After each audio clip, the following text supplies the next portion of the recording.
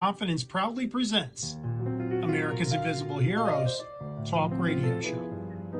Tune in weekly on Sundays from 2 p.m. to 3:30 p.m. Pacific Time with your hosts, Consuelo Mackey, co-hosts, Air Force veteran Matt Davidson, announcers Taylor Marcella and Brooke Gadesi, U.S. Army veteran and entertainment segment host Charles Whitehead, U.S. Army veteran and Strategies for Hope segment host, Dr. Kathy Cash, U.S. Army veteran and Lifeline for Women Veterans segment host, Martha Elena Varela, National Director of Faith Services, Chaplain, and Veterans in Recovery segment host, Anthony Akampora, and U.S. Air Force veteran and Incarcerated to Success segment host, Kevin Lewandowski.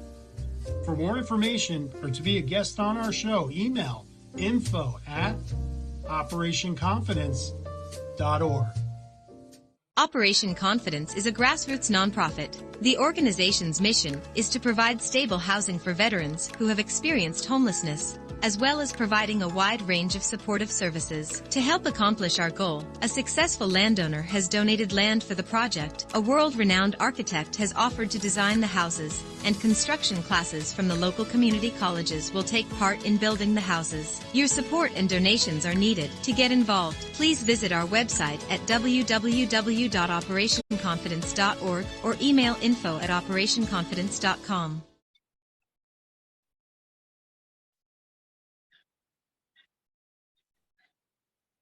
Okay, well, welcome everyone, and thank you for tuning in to America's Invisible Heroes, a show that's dedicated to our veterans and their families. Yes, I'm your host, Consuelo Mackey, Executive Director of a grassroots nonprofit organization called Operation Confidence. No, I'm not a veteran. But my heart goes out to our American heroes, especially veterans who are disabled and may have experienced homelessness.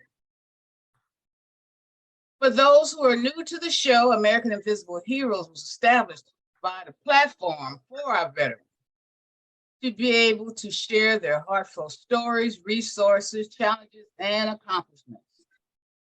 Now we're going to turn it over to Taylor Marcella. She's a board member and she's announced that she'll introduce our co-host for today.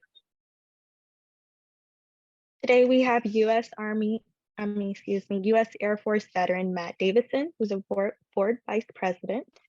We have U.S. Army veteran Charles Whitehead, who is a board member and co-host.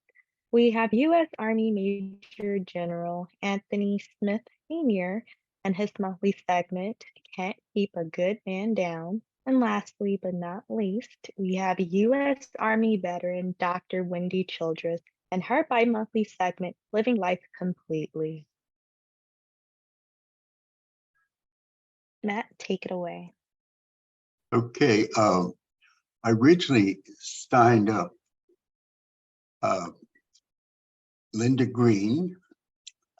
She's out of Houston, Texas, and having a lot of computer difficulties getting through to Lynda today, but I wanted to introduce her and talk to her because of her, she has a great deal of activity, especially with the VFW in serving veterans who are homeless and veterans incarcerated.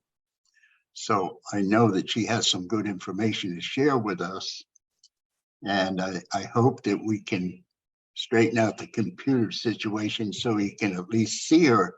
Hopefully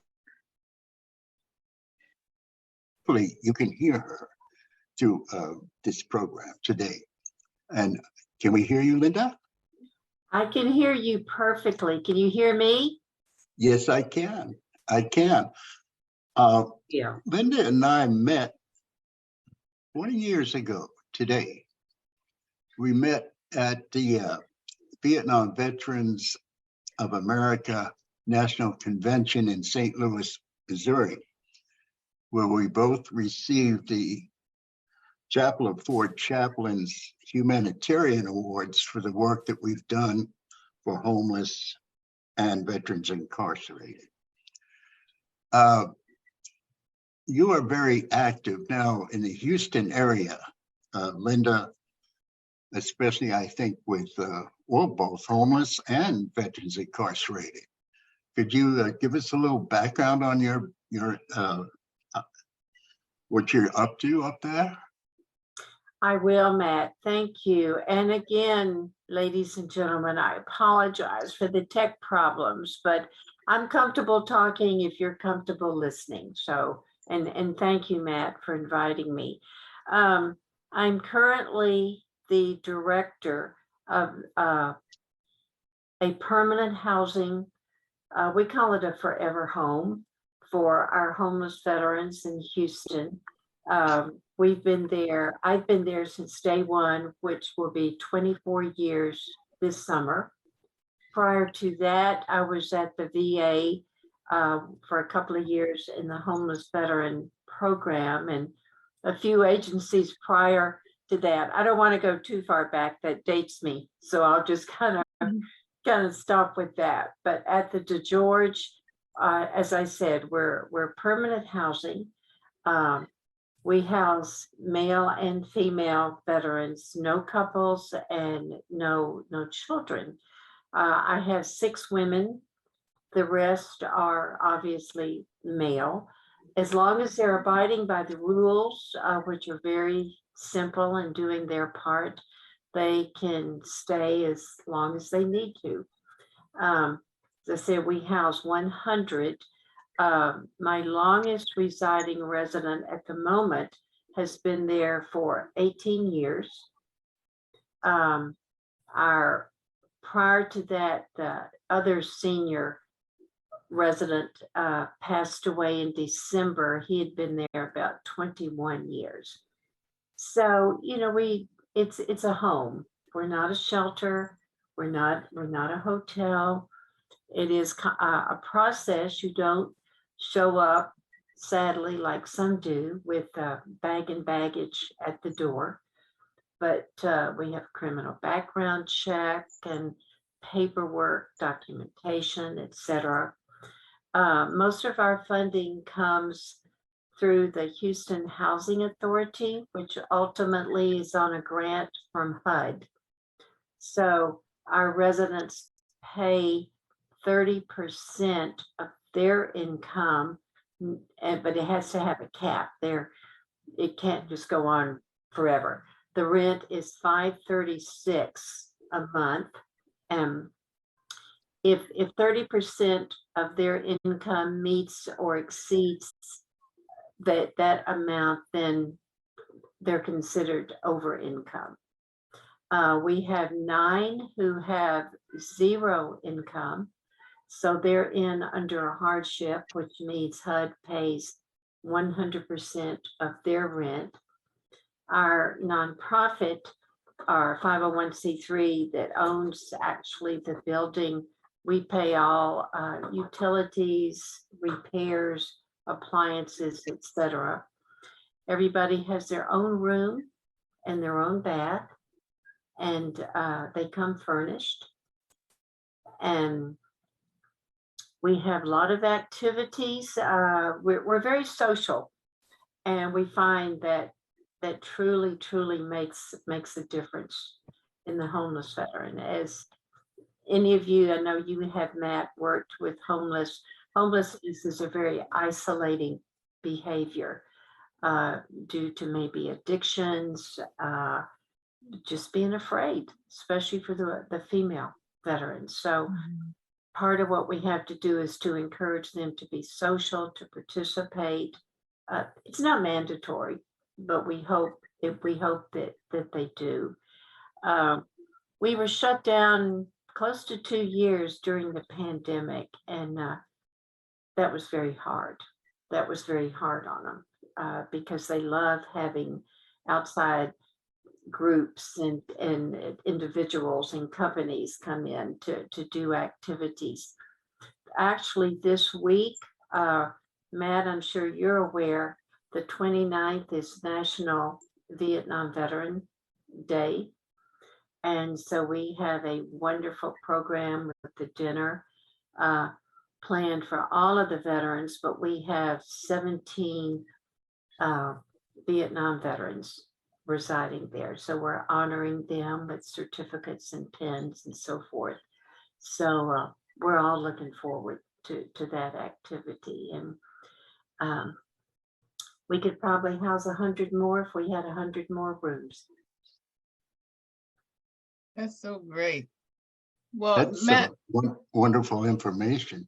I need your email address. I think Matt will give it to me because Operation Commons is really striving hard to have our homeless facility here in Los Angeles. So I would love to talk to you more extensively about that, if you don't mind, Miss Green. No, I do, and it's Lynda, not Miss Green. Lynda, I like that. Thank you, Lynda. What, Lynda with a Y. Okay, gotcha. No, said I've worked with homeless and, as Matt said, incarcerated before, and it's a difficult population to work with. Mm-hmm. At the same time, can be the most rewarding. Right. When you see the changes, and exactly. I know if I could share just a couple of stories. Like I said, I have no problem talking. It's the viewing I have the problem with. So it's just, we're going to help you with that next time, for sure. I hope so. But during the pandemic, I had one gentleman in my office. Of course, we were masked and everything. And I was talking to him about, trying to be a little more upbeat and so forth. And we were not allowing any visitors other than medical or caregivers into the building. And he looked at me and he said, Miss Green, he said, when you go home to your home, you go in this room or that room or your yard or your porch, whatever. He said, when I go upstairs in my room, I sit in my chair and I face the wall looking north. After a while, when I get tired of that wall, I turn to my east and south and west. He said, that's all I've got. And he said, I don't, they weren't going out, people weren't coming in. And it was really kind of an eye opener, just the way that he presented it. And we saw some experiencing and showing depression. Thank God it was nothing major. And I know it was an issue for them, but there was nothing with any disastrous results. And we've had 3 or 4 World War II veterans and over the years, and our oldest and most dear gentleman passed away in November. And had he survived, in July, he would have been 101. Oh my. And he was like the dad and the grandfather and to everybody, wonderful gentleman. And he told us our facility is located right across from what used to be Houston's main train station called Union Station. And okay. he said when his unit was leaving for the Pacific Theater, Army, World War II, they housed them in our building because our building is 103 years old. So it used to be a very prestigious hotel. And he said the next morning they all came downstairs full dress, marched across the street to leave for World War II. And he told me many times, he said, I never thought my last days would be pretty much back where I started, because he said the military kind of opened his eyes and changed his life. And he said, I never thought it would be my forever home. So wow. He was very, very dear, and we had a beautiful funeral for him at VA National Cemetery in Houston, complete with the horse-drawn caisson, and had so many wonderful donors. And the only thing we had to end up taking a collection for and paying for was the horse. Okay. Everything else was complimentary, Free, huh? donated. Yes, That ma'am. is so beautiful. God bless him. Almost 100 years old. That's Ooh-wee. right. Who were You only be so Oh, he was fortunate. 100. he was 100. He's Oh, he was. Oh Would my have been goodness. 101. 101. And Oh my goodness. his birthday is the 4th of July, was the 4th of Oh. July. So he was very, very proud of that. But Well, Lynda, we've had some guests on our show. I'm quite sure you're familiar with Rosie the Riveters, right? yes. Yes, but one of our segment hosts is the daughter of a Rosie, and she's actually has some of the Rosie's ladies on. They're so funny.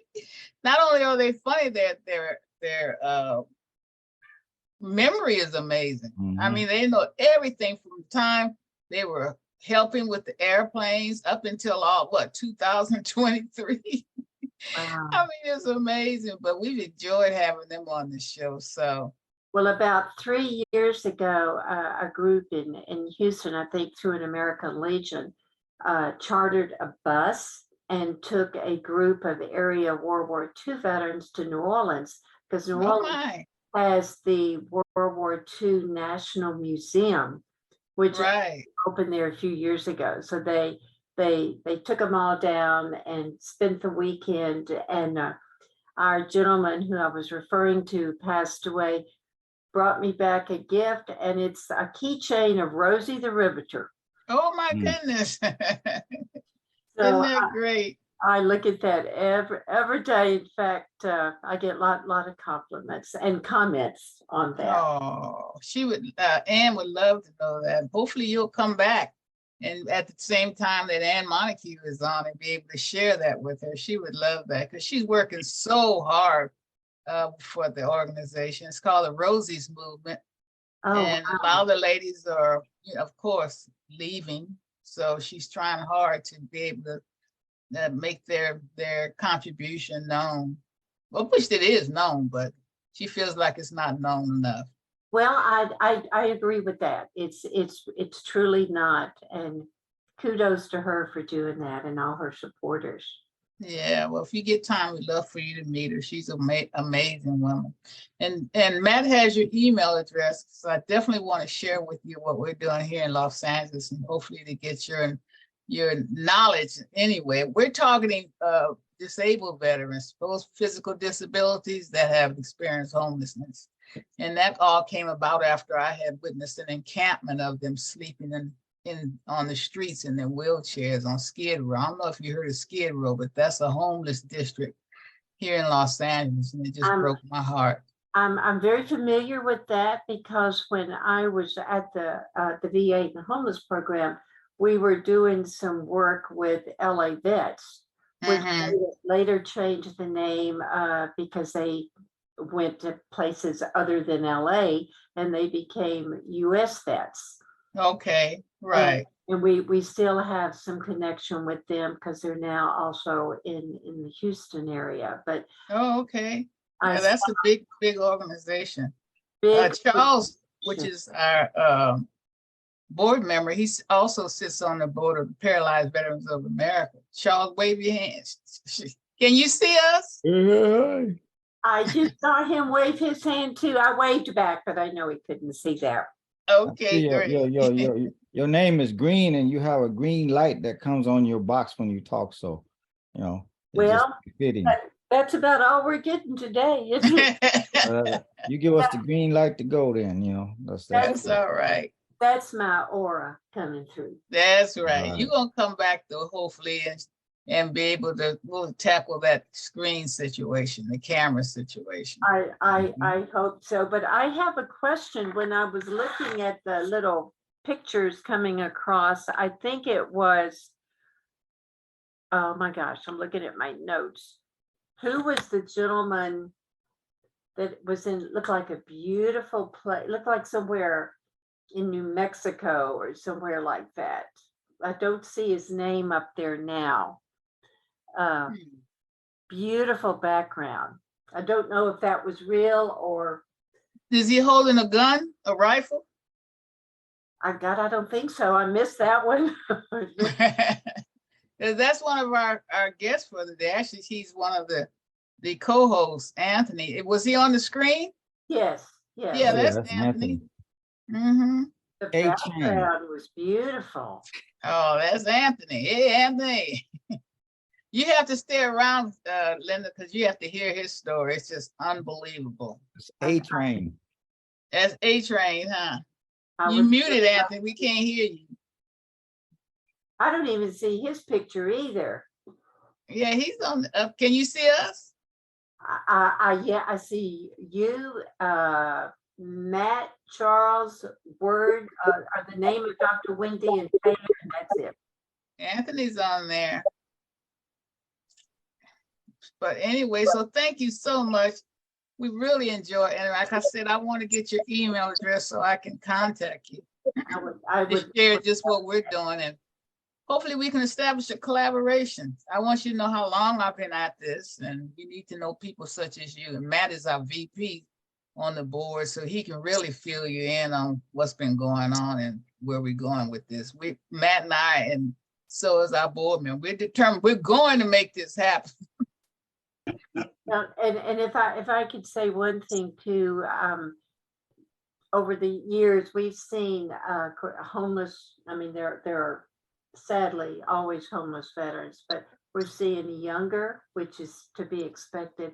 But I'm seeing more women. God, yeah, that's a whole nother subject matter we're on. Whole nother subject. Oh, So we're targeting them too. we have a couple of very good groups in Houston. One is Grace After Fire, which is the name of it, and they're doing very well with but it's and I'm sure this is the same across the country. A lot of the female veterans that come in, we can't work with them because they have children, and we're what's called an SRO, single room occupancy only, and so we do referrals, but there are not enough referrals to take the women with children. Yeah, that's so sad. That's a population that's been neglected as well. Absolutely. And we've had a few guests on the show, and their stories are just heartbreaking, what they've gone through while in the military and out of the military, you know? So we have a program called Combat Boots and Lace, and that's bringing in veteran women vets and providing services for them as well. One of the statistics we found interesting, and again, I would assume pretty similar all over, but at least in Houston, we found for the female veterans, the number, or female homeless veterans or not actually, probably the number one reason they become homeless is due to domestic violence. Right. But then the longer they remain homeless and the longer they're on the street and trying to survive, etc., it seems like this is when mostly addiction seems to come in. Yeah, that's so true. That's a coping. That's the way they're handling surviving on the street. So seems like to me, get them off the street as soon as you can, and maybe you can eliminate that. God bless them. Well, thank you so much. We're going to move on to our next guest. But before we do so, we got to talk about Matt for a minute. You thought we were going to get by with you, Matt. Matt has his new book on the stands on Amazon and on Barnes & Noble. Matt, that's right. Get out of here. Oh, wow, wonderful. Come on, talk to us about it. You got there's the there cover. it is. Look at there. There it is. There it is. On that. You can't see the top of it though. Can you pull it down? There you go. Isn't that a great cover? Wow. Lost and Found. Lost and Found. Looks awesome. Great? We're so excited. There's one that's lost and there's one that's found. Right. Look at you back in the day though. You was a dude. He was a dude. Matt looked like he was ready to get. Hey, don't look at you like you ready to. Yeah, what you looking at? You know. Got the look, huh, Matt? That's so great, though. So tell us something about it, Matt. Well, it's a book of, as it says, poems and essays, and it's about addiction.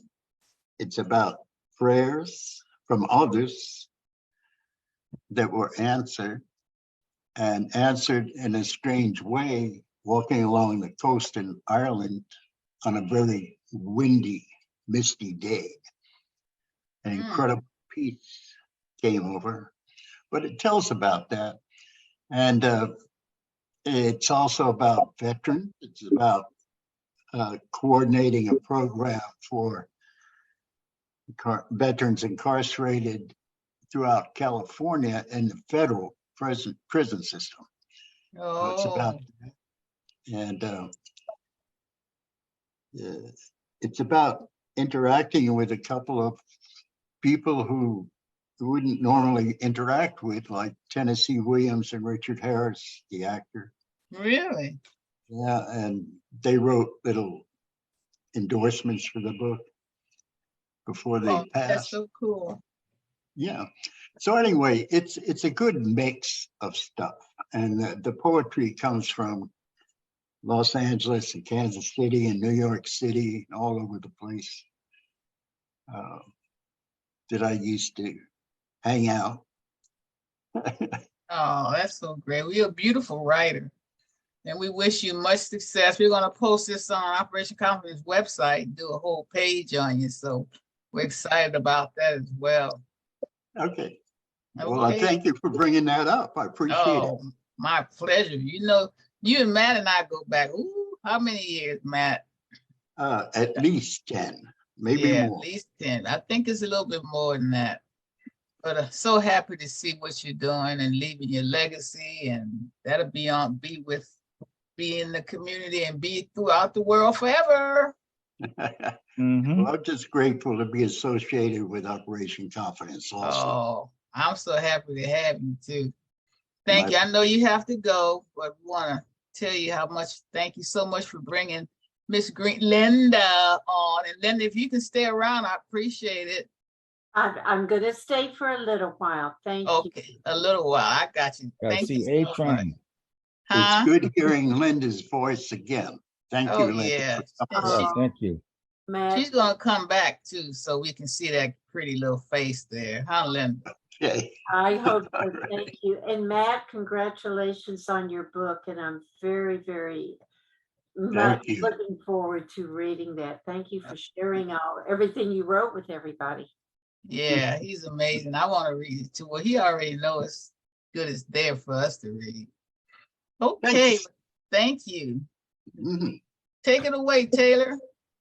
U.S. Army Major General Anthony L. Smith Sr. is a native of Columbus, Mississippi, as an Air Force brat, but retired as a U.S. Army Major.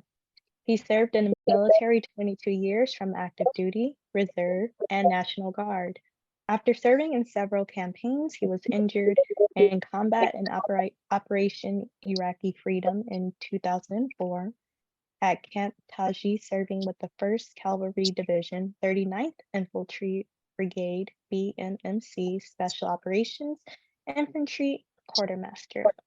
On April 24, 2004, he was injured, we'll just take that out. A rocket-propelled grenade was shot into the camp and directly struck him on the right side of his body. He was then hit by 4 50 caliber rounds, and a mortar round landed several feet in front of him. He sustained several life-threatening injuries and later was listed killed in action and placed in a body bag. He was later discovered by a nurse doing her rounds who realized that he was alive and went for help. He was respirated and was given the wrong blood factor during the process. This placed him into a 62-day coma. When he awoke, he discovered he had several injuries: PTSD, TBI2, loss of the right arm, loss of right hip, loss of right kidney, loss of portion of intestines, vision in right eye, hearing, jaw broken in 3 places, my goodness, loss of abdomen muscles, the T7 spinal cord damage, and amnesia. After 2 years of recovery, my God, he went on to get involved in sports. He later was relieved of his duties as chief of police and forced into retirement because of unjustifiable medical reasons.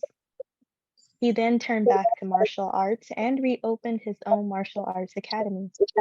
Today, Tony fosters a worldwide martial arts organization. He is a pastor and evangelist and motivational speaker, a para-athlete in several sports, and has currently won several championships and a member of the world and national USA para taekwondo team. Tony has acquired the nickname of A-Train, the one-armed A-Train. the one-armed grandmaster. He is currently the founder, owner, and operator of Anthony Worldwide Martial Arts Association, AOBK for Life. He is the first Black disabled combat veteran to start an academy for adaptive martial arts. He has inherited the title Aaron, Chief Grandmaster. Member of several martial arts organizations and Hall of Fames, met with 5 living presidents, and is a member of the Military Order of the Purple Heart and a member of several fraternal organizations of brotherhood, serve, and scholarship. He is a graduate of Alcorn State University with a BA in Military Science and Theology, a double major, BS in Computer Science and Applied Mathematics. He is the author of Martial Arts Science of Fire and Adaptive Combat Krav Maga Movement, chairman of the board of the Arkansas Freedom Veterans Helping Veterans, pastor of Wilson Chapel, Miracle Baptist Church, and in December 2020 to continue the service of the members in standing. After preaching his first sermon at age 14, in the Church of God in Christ, where he served as a national adjutant for 30 years. He later departed his position to become an activist for Black human rights and the teaching of his ancestors through scripture. You can't keep a good man down. Take it away, Anthony, but before you do, please give us a short prayer. Sure. And Charles is going to show us photos when he starts his presentation. Most gracious and Heavenly Father, we thank you once again for allowing us to assemble together in unity and in fellowship and speak of our stories from one to another for testimonies to encourage, inspire, and give inspirational to one another. Father, we thank you for us coming together and protecting us down the dangerous highways and byways, and for allowing us to come together once again in the spirit of meekness and humbleness, that your name will be praised and honored in all that we say and do. In Jesus' name, amen. Amen. Thank you. So tell us what you're doing. Most definitely. It's been a rough week for the last couple of weeks, trying to get back to see you guys as well. I had so far, since the last time I seen you, I had to deal with 4 different tornadoes. Oh, my goodness. Oh, yeah, we have to say a prayer for the tornado that just happened in Mississippi, right? Right. I just left my mom. The tornado that touched down in Mississippi was like 14 miles from my mom's house, right down in Aberdeen. Oh, God. So we got that taken care of. Got back in time to preach this morning and to make it here to be with you guys this time. Oh, Last time the tornado hit, I missed you guys when the tornado hit the last time. We didn't have no power. Oh, yeah, you did tell me that. But everything worked out here real good. We got good cleanups going on now here from the last time we had ours. But most of them, we got a program established in Uganda. I'm going to have pictures from that the next time I see you guys, from the kids from Uganda. We enrolled 127 kids in the martial arts school in Lango. And it seems like it's going pretty good so far. Oh, that's great. This is my baby. Acting up. But so we have some pictures to show, don't we, Charles? Oh, no, we got a video. Oh, okay, that's even better. Rah.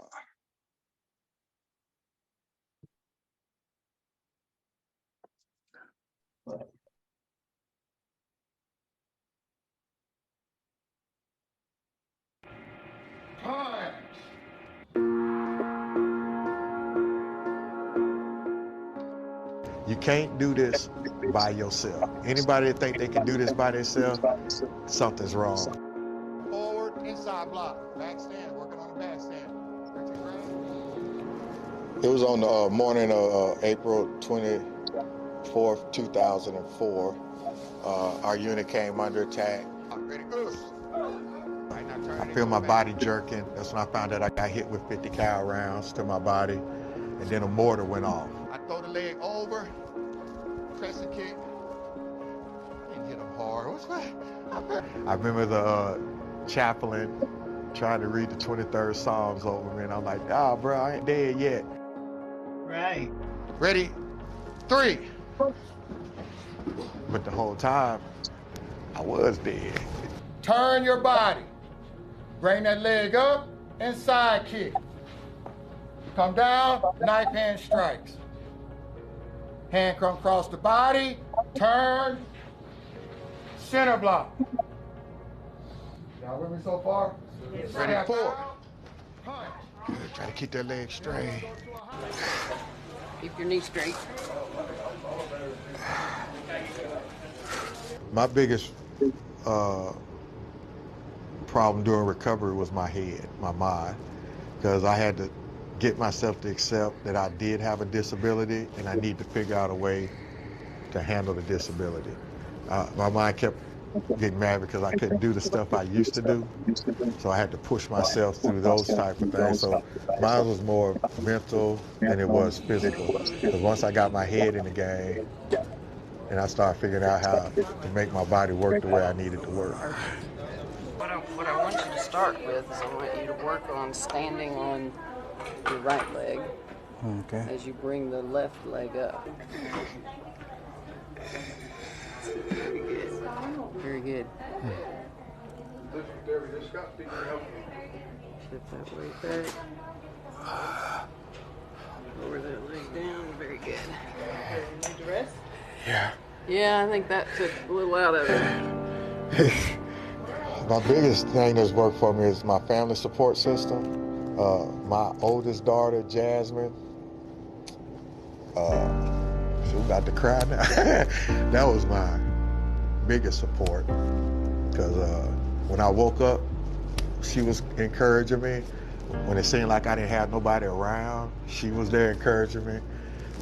Then my wife, Tamika, she was there holding me up when everything was going bad. She actually had the right to leave, but she stayed. So I actually had a awesome, you have to excuse me for a minute there, because every time I think about them, I had an awesome support system. And if it hadn't been for my oldest sister, I think she lost her job trying to support me. I think she lost her relationship trying to support me, but she stayed at the hospital with me. My uncle stayed at the hospital with me. Everybody made that sacrifice to make sure I was gonna be all right. So my biggest thing is to accept help, because a lot of veterans, they're not accepting that help to move forward. You can't do this by yourself. Anybody that think they can do this by themselves, something's wrong. Inside block, reach and grab, hand comes up, step forward, inside block, back stand, working on the back stand. Reach and grab, hand comes up, step forward, ready to fight, come on.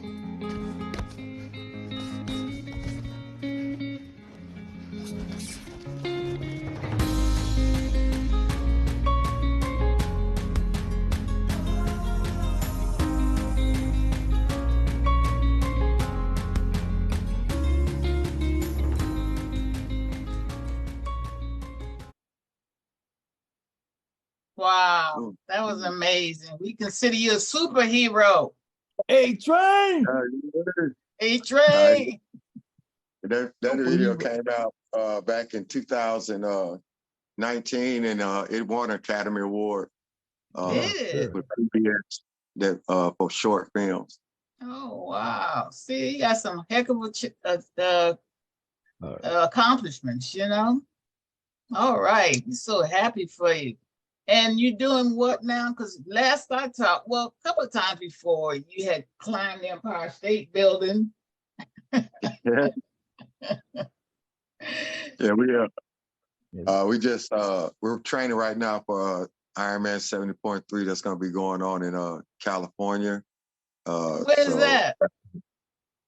It's called Oceanside. It's a 1.2 mile swim, 56 mile bike ride, and a 13.9 run.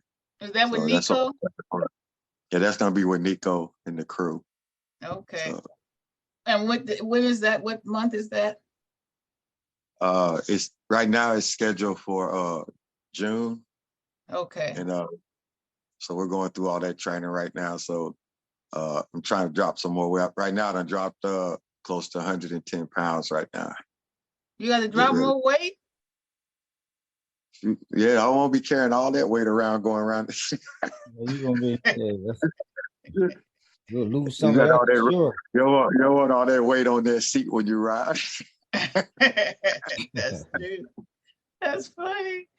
Well, we want to come out and see you do that, Charles. Maybe we get a chance to roll out there. You think in June? We'll see how it happens. Yeah. Yeah, I want to see that. That's amazing. You too, Taylor. You probably had your car by then. You can take us out there. Oh, that's gonna be it. Yeah, I like being the passenger. I like being the passenger princess. Okay, the passenger princess. All right, Miss Princess. The passenger princess. Oh, okay. Okay, there you go. Well, I don't gotta deal with all that. A bit about the church. The church is going pretty good. I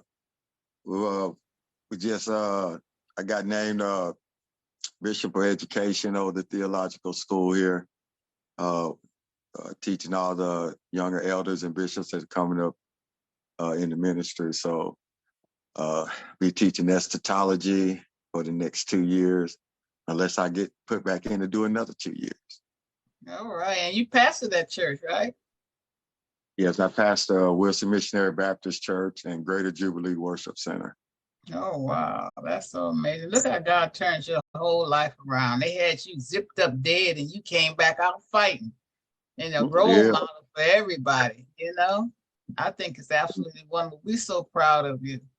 I have you front and center on the website. And you know I want to put some more pictures on there too. And that video that you just had, email that to me as well. Okay. Yeah, I had talked to Bishop Harris, and he was asked why I didn't pastor Church of God in Christ Church. And I told him, I said, well, I couldn't get nobody right hand to fellowship. So I went with it. Sound like a Charles joke. Yeah, so at least you make it out of a joke. Mm-hmm. I know you're a busy guy, and I thank you so much for taking time to come. And where are you located now, you said? You're in Tennessee? Located in Arkansas. Arkansas. Okay. Mm-hmm. Wow. How is the weather there? It keeps changing. Yesterday was 46 degrees, and now it's 78 degrees outside. Really? All right. And this usually when we have our ice storms. Oh, it's like really? 78 degrees. See, that global warming is kicking in, you know? Look what it did to those poor people back in, it's just horrible what happened. Dr. Wendy got to say a prayer for him when she comes on. But I thank you so much. I know you got to go, but we always love having you. And don't forget to send me that information too, okay? And we're going to see you next month, right? Most definitely. See me next month, ready to roll. Okay. I'm going to have my pictures from Uganda too as well. Oh, yeah, see? There you go. That's what we want to see. Thank you so much. Give my love to your wife and the kids. And then babies.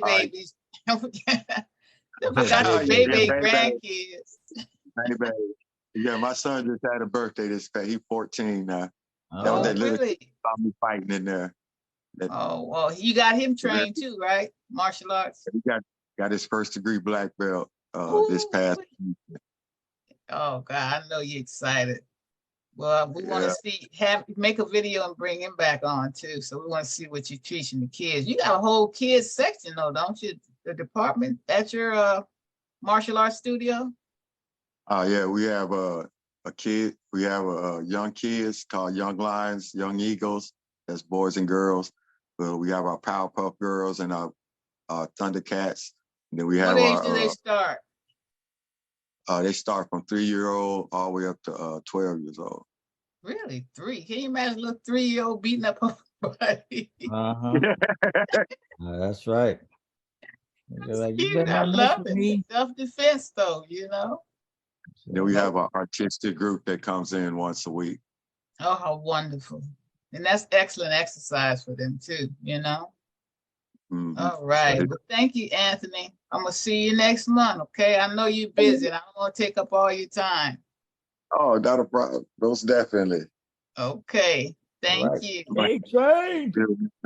Hey, Trey. Okay. Charles, introduce Dr. Wendy Childress for us today.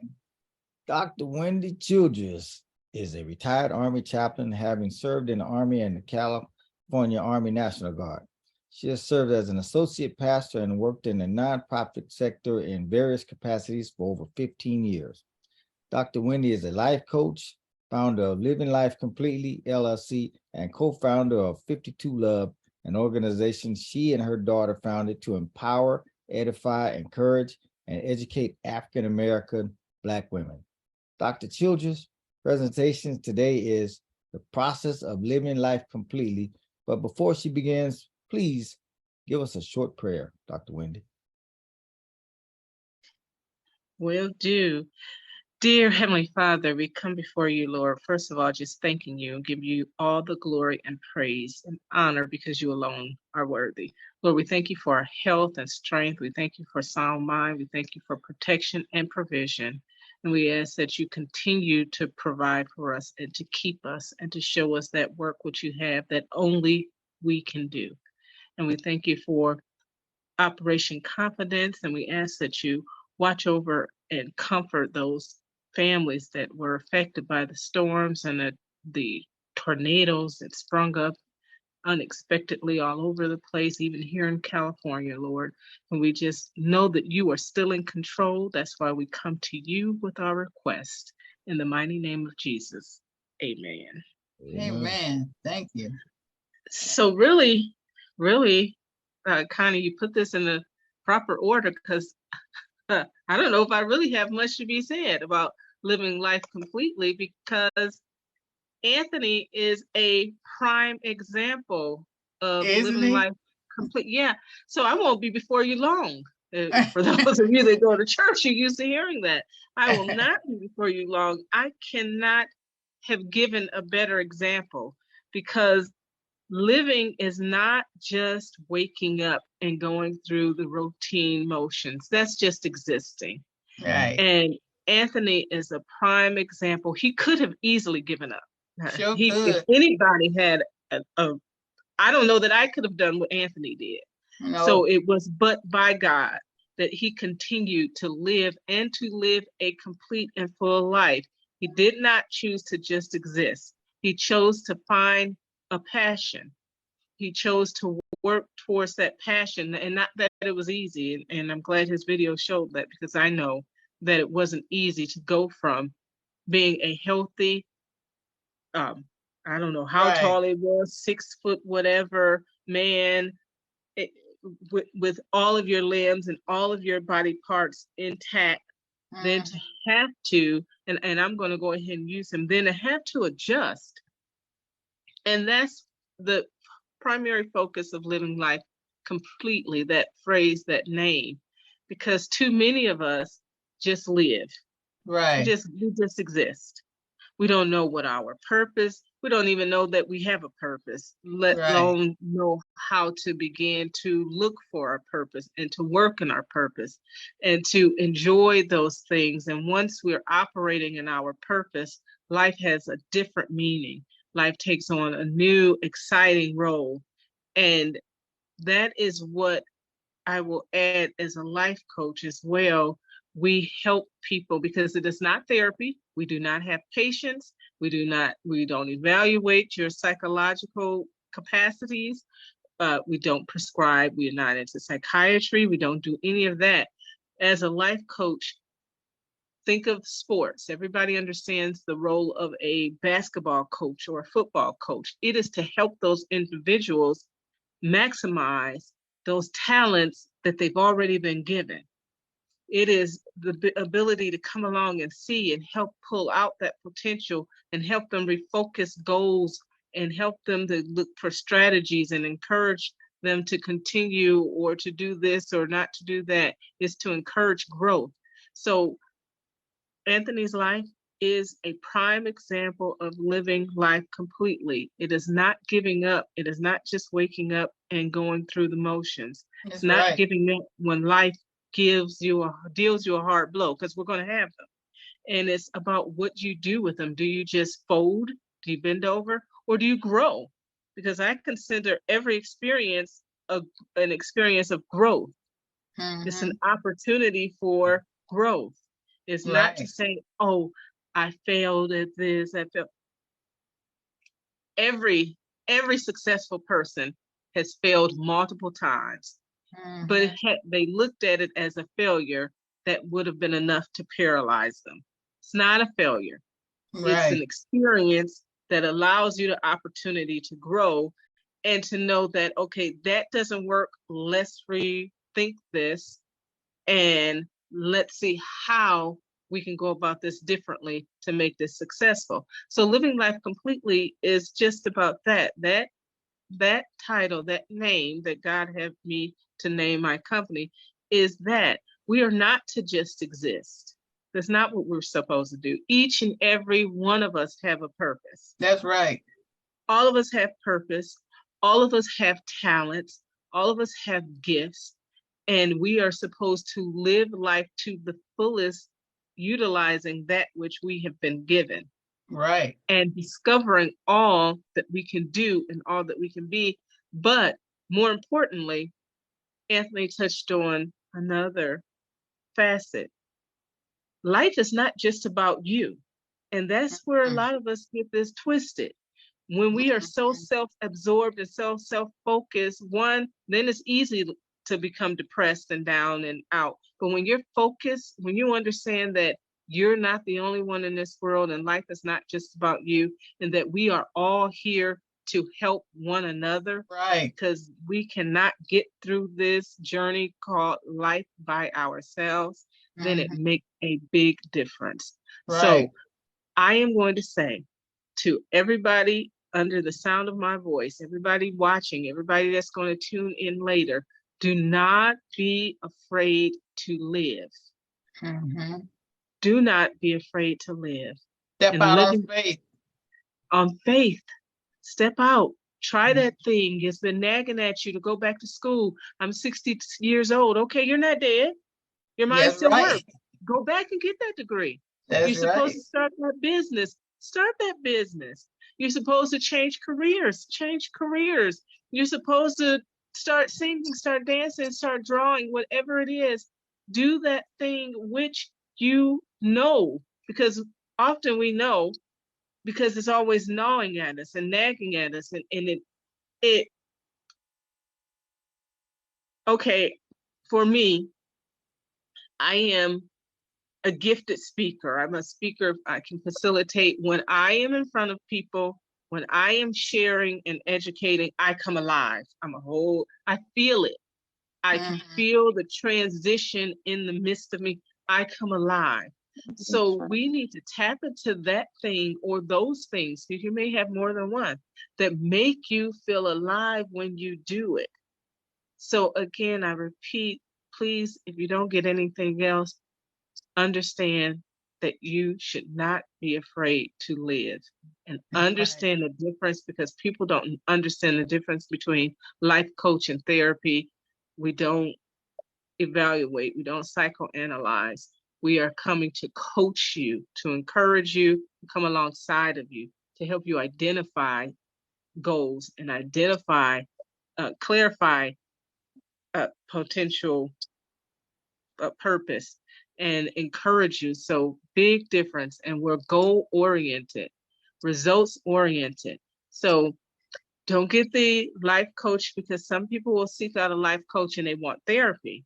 Right. Like, I'm sorry, I don't do therapy. And I can't even though my undergrad is in psychology, I can't cross that line. I cannot sit here and I'm not going to allow you to trap me into giving you a guess of what I think is wrong with you. I'm sorry, I can't do that. I would stay in my lane. That's right. Do not. And so I'll put that out there too. So anyone thinking about life coach as opposed to counseling or therapy, make sure you understand the difference. Please don't put a life coach or try to put life coaches in that position. Make sure you understand the difference. If you need therapy, get therapy. If you need a coach, get a coach that's going to help you pull out the best in you and help you reach that goal that you're trying to reach. That's right. I love it. Right there. You're welcome. Thank you for having me. Where's Dr. Wendy located at? I am universal. That's where Dr. Wendy is located at.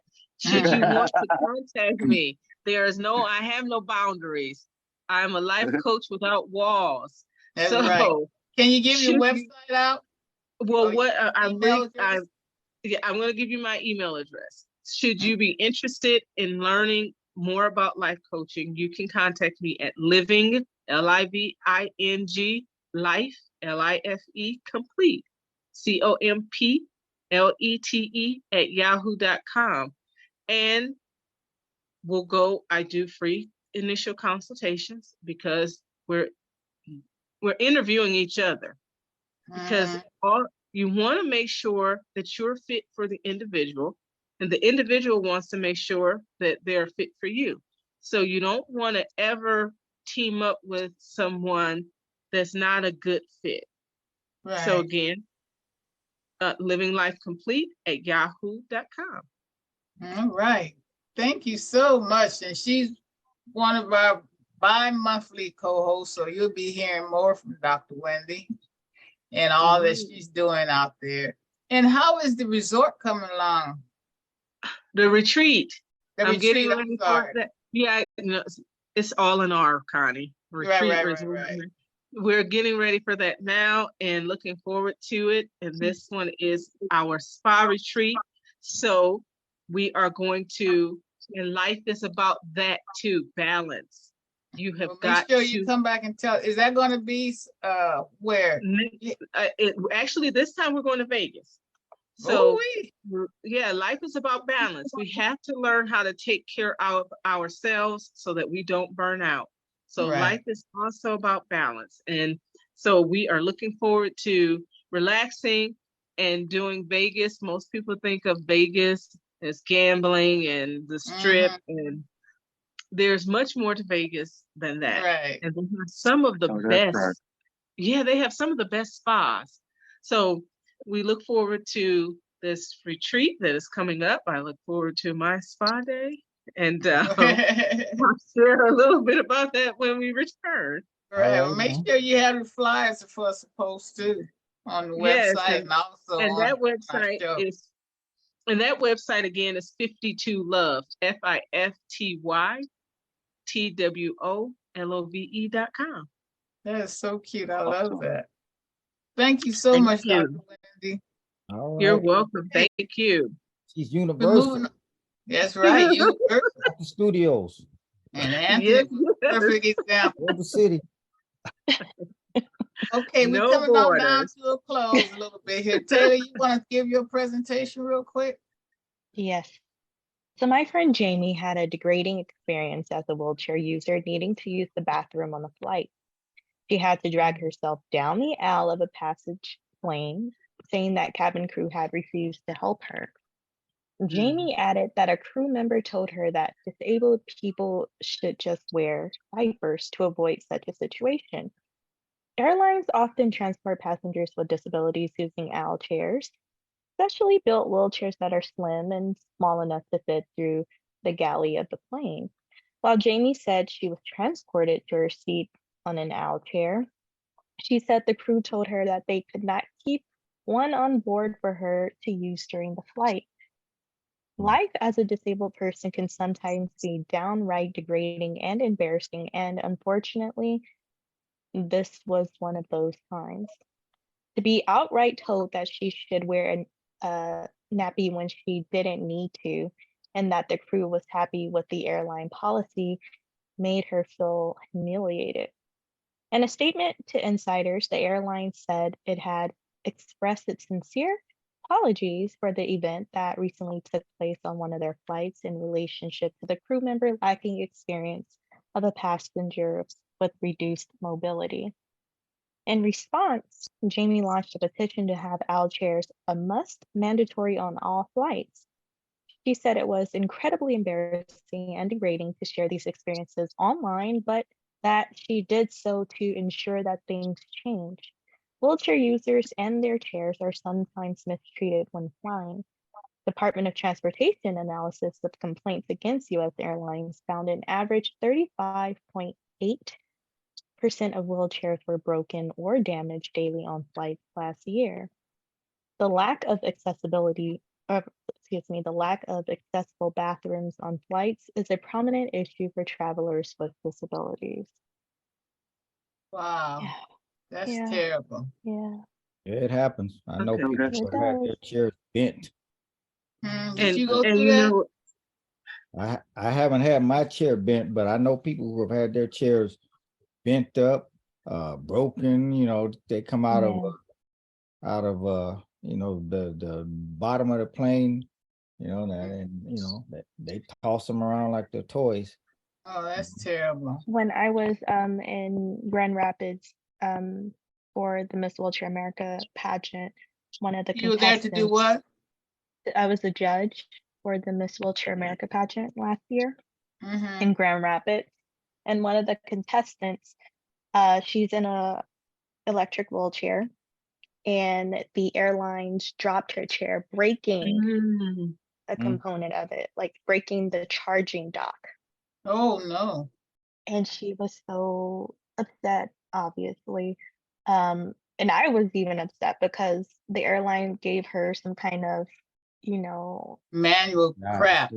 It wasn't a no, it was just well, that it was like, happens. no, this is something that she, like, how can you be so careless about something that she needs in order to essentially get her independence?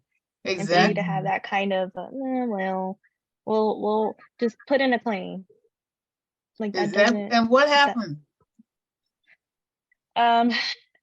So I believe that during that week we were there, she was working with the airlines. I don't know if they were able to buy the mechanism to fix her chair or not, but it was just a mess. And I feel for those who use electric wheelchair or power wheelchairs because you never know. That happened to me when I was in an electric wheelchair those 2 years. We were coming from Brook Army Medical Center, and they dropped my wheelchair. And they gave me this raggedy wheelchair, and my wife had to push me around until they got it fixed. Oh, that's terrible. And that was the airlines that did that? Yeah, that was the airline. But they got it fixed, right? Yeah, they went through the VA and got me a new chair at that time, but we had to wait almost it takes 2 weeks. a while. Oh wow, that's so bad. And that's absolutely, I can't get over how dehumanizing that response was.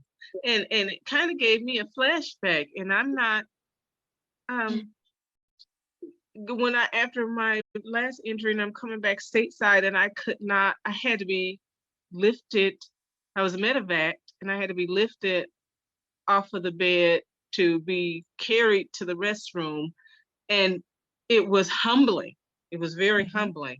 And I don't know if someone had said, and I didn't want to, and I can sit there and tell you, I would try and hold it because I didn't want to ask somebody to take me to, and I'm laying there and I wait till it's like, raise my hand like, I need help, can someone take? That when you were in the military, right? Right, yes. And then for someone to sit here and say to you, you just get to put on a diaper, isn't that horrible?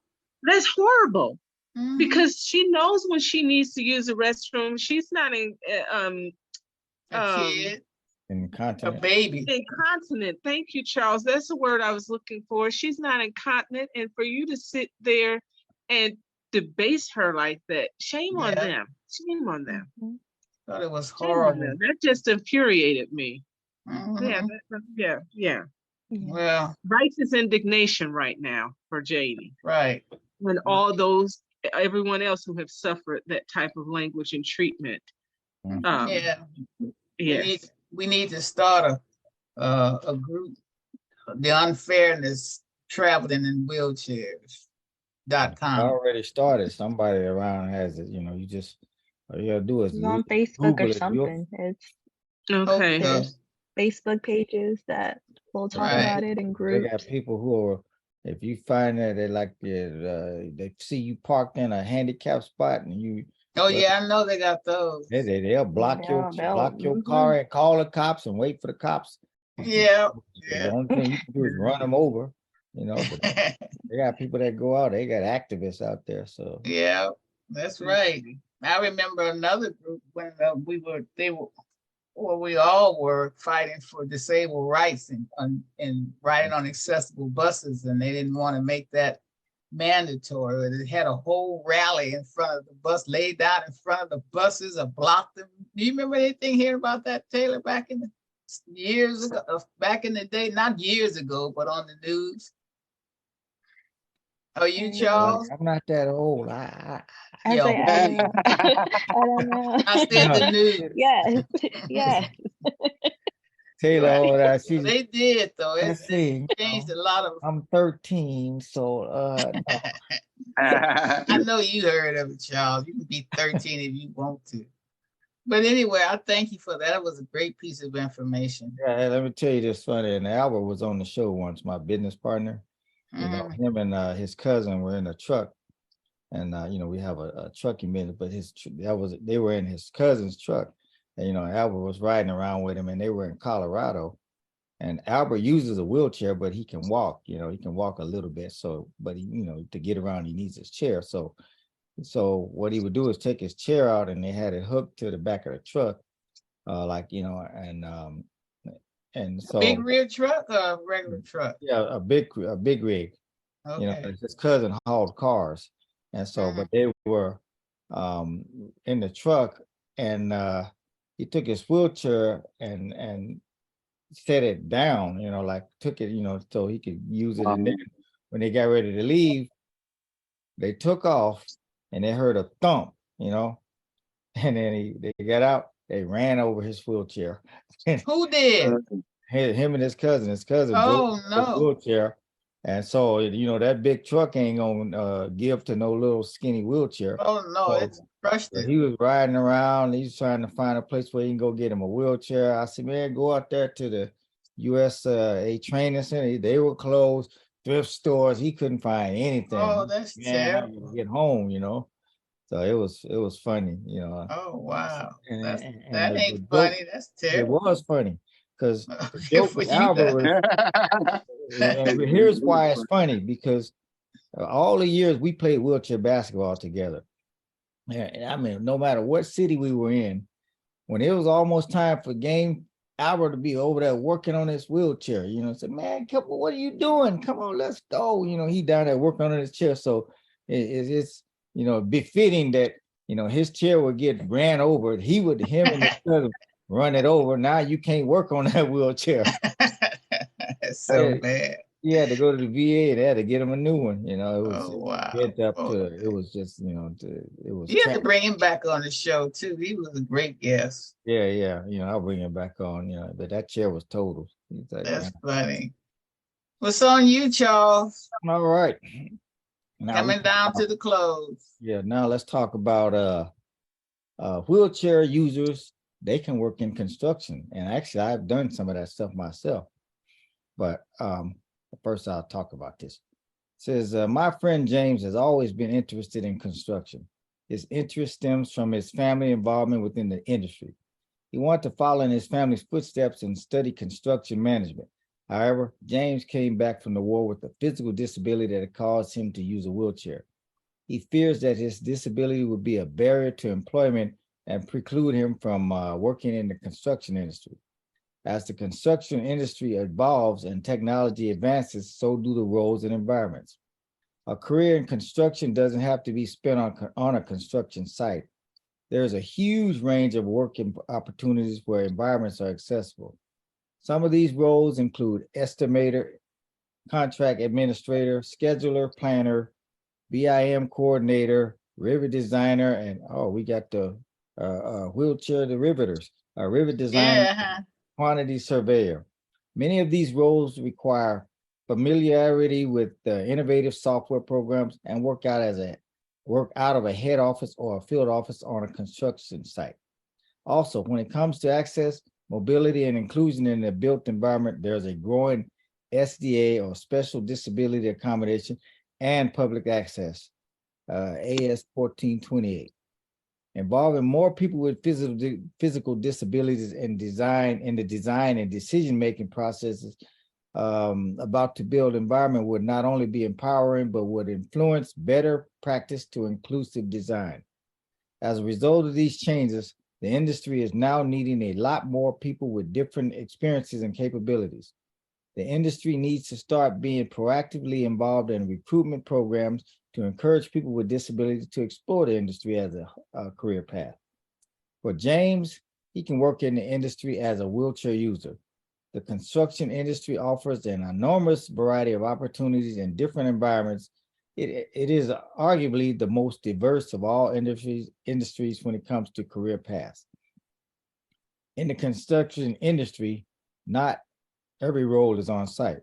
So as the construction industry evolves and technology advances to do the roles and environments, as the construction industry evolves and technology advances, so do the roles and environments. A career in construction doesn't have to be spent on a construction site. There's a huge range of work opportunities where environments are accessible. Some of these roles, I already read that, okay. Let's just say, also, when it comes to access, mobility, and inclusion in the built environment, there's a growing SDA. I read that too. You know what I'm just going to say? Although an employment with disability is not obliged to disclose their disability to their employer, and although an employee, I should say, if they do, they are protected under the Equality Act 2010. Now, I got some pictures. I'm going to show you of these people that are, wheelchair users. And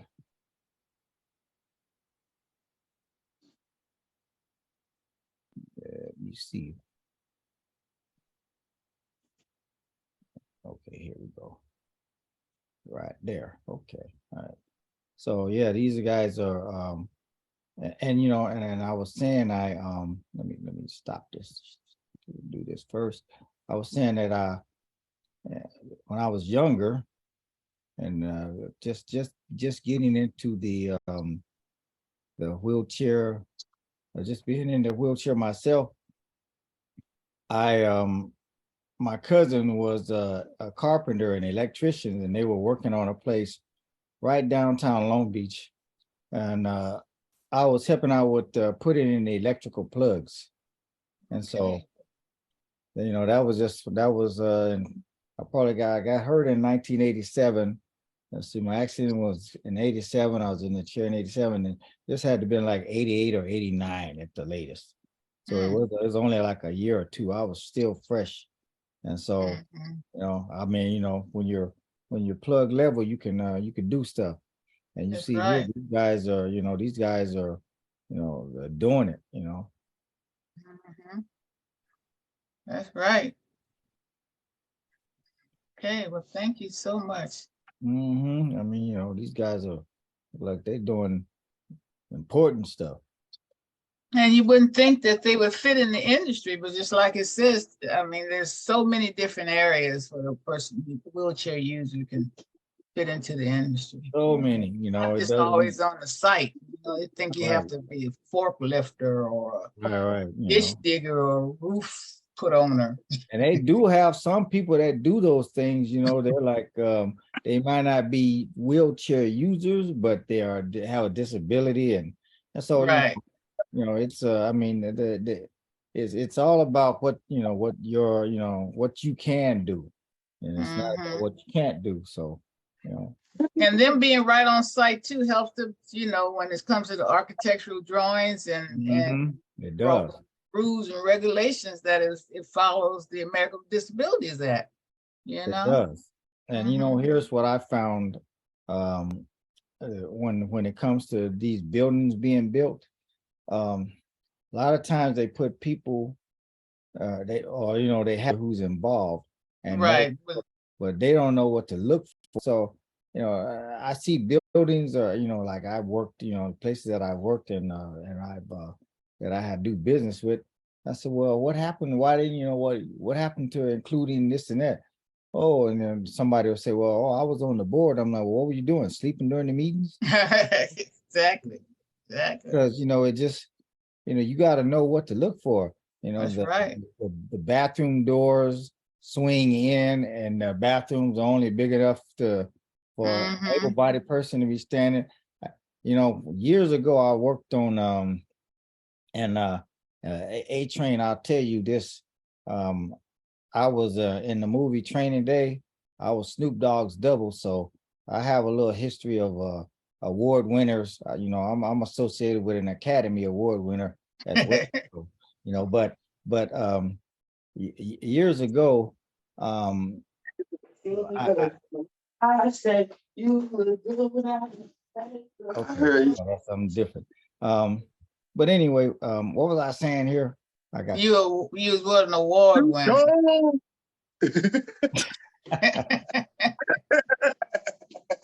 No, but I was gonna tell something about a building or something, but a lot of times people get lost in they just don't know what I was on the movie it used to be with what's his name, the Knight Rider, and we did an episode or two. I did a couple of episodes with that, and the person that they had a movie. I mean, they had the guy who was in a wheelchair. He was an able-bodied guy using a wheelchair, and they went to get a van, and this is funny.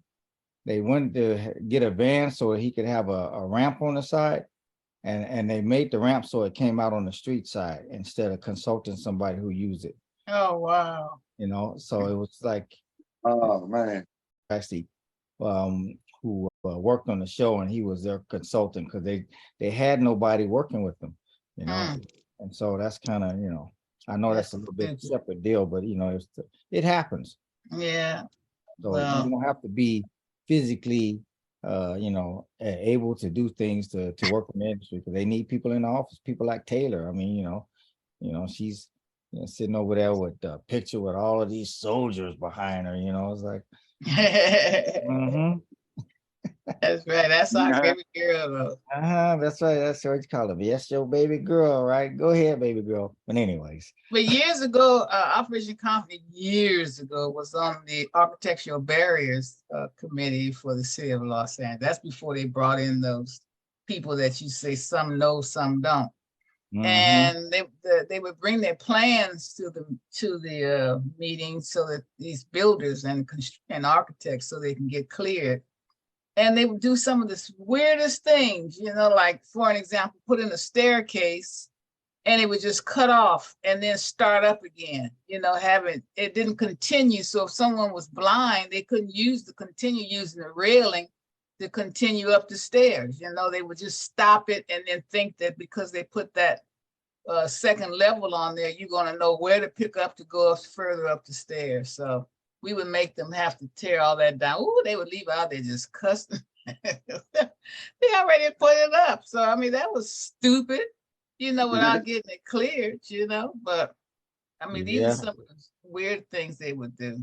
It happens, unfortunately. But, the more it happens, and as as time goes, things are improving, little by little, not exactly at the pace we all want it to be, but, you got to keep on hacking away. They'll get there. Right. Okay, so moving on to you with your coming down to a close. All right, let me see here. I got a little funny something here. A funny clip. We're gonna Taylor take it on out. We're gonna say goodbye. And I was gonna check before y'all go. Charles, did you want to do some more tandem jumping? They plan on doing some tandem jumping down in Virginia. Oh yeah, I can do it. You gotta be under 200 pounds to jump with them though. Well, I qualify. Well, so and here's what I would like to do. I want to build a recording studio at Rancho Los Amigos, so I can get sponsors. You know, I'll jump for that. Mhm. That'd be cool. So we'll talk. Okay. Now, don't be telling me this and then it's not happening. See, you know. They got it in plan. The guy that did it, he used to be a special forces guy. He's trying to set up a program for tandem jumping. Okay. And I got to get in touch with Dr. Wendy so I can get her in touch with the Operation Rebound. Okay. We need some life coaches. Yeah, Dr. Wendy, you gonna jump? No, thank you. That tells you right there. When she said, that meant no right away. Yeah, I'll try a lot of things, but I'm not ready for that one yet. Okay, all right now. Let me Okay. share. Come on, let's come on out now. Uh-oh. You have the sound? Yeah. Move over, Nacho. Come on. Nacho. Nacho, that's not your seat. That's not your seat, Nacho. That's Leo's seat. Come on, move over. Nacho, that's Leo's seat. Move over, Nacho. Come on. Oh my God. That's Nacho. For all your radio listeners, got the dog sitting in the baby seat. You got the dog like, this is my seat. I don't care about Leo. Right. Okay. I was scared about driving. Yeah. Close us on out, Taylor. Yes, ma'am. Before Miss Connie closes the show, we would like to encourage our viewers and listeners to visit Operation Confidence resource page for some amazing resources. Also, we would like to inform everyone about Operation Confidence Positive Redirection Team, the group of male and female veterans who are mentors having overcome similar challenges and situations transitioning back into mainstream society. To be connected or become a team member, email us at info@operationconfidence.org. Lastly, we are so excited about Operation Confidence Combat Boots and Lace Women Veterans Mentoring and Creative Arts Group, and Operation Confidence Distinguished Male Veterans Mentors and Dress for Success Modeling Group. To get involved, email info@operationconfidence.org. Again, info@operationconfidence.org. Zoom meetings will take place the first Saturday of the month. Connie?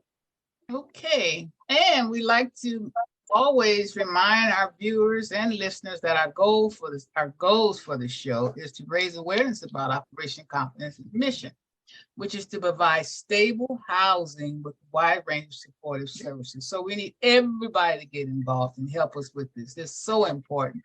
We have veterans that are disabled, living out of their wheelchairs on the streets, and that's just so unfair. So send us an email at info@operationconfidence.org and visit our website at www.operationconfidence.org. And please don't forget to subscribe to our American Invisible Heroes YouTube channel. To date, the show has over 127,000 views. We're so excited how we're moving right along, and it's going up every day.